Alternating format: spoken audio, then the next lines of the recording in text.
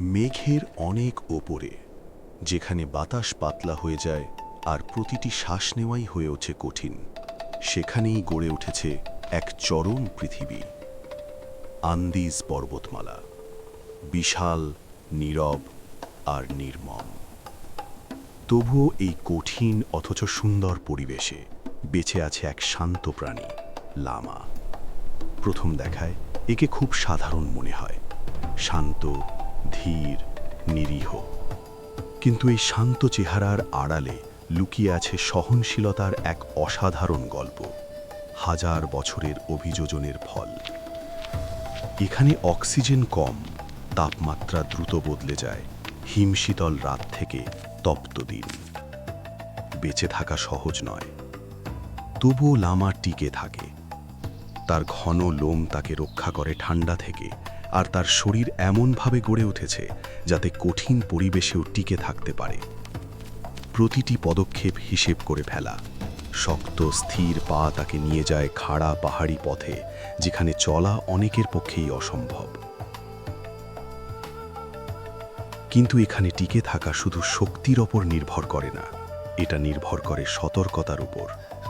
লামারা থাকে দলে দলে, সবসময় নজর রাখে চারদিকে, শোনে, দেখে, বোঝে। কারণ বিপদ এখানে হঠাৎই আসে, একটি নড়াচড়া, একটি দূরের ছায়া, আর মুহূর্তেই বদলে যেতে পারে সবকিছু। তখন দলটি একসাথে জড়ো হয়, সবাই সতর্ক হয়ে দাঁড়ায়, চোখ রাখে চারদিকে। প্রত্যেকে নির্ভর করে একে অন্যের উপর, শুধু একসাথে থাকার জন্য নয়, বরং বেঁচে থাকার জন্য। তাদের যোগাযোগ খুব সূক্ষ্ম, দেহের ভঙ্গি বদলায়, কান নড়ে, আর কখনো দেখা যায় এক অদ্ভুত আচরণ, থুথু ছোড়া। শুনতে অদ্ভুত হলেও এটি দলে শৃঙ্খলা বজায় রাখার একটি গুরুত্বপূর্ণ উপায়।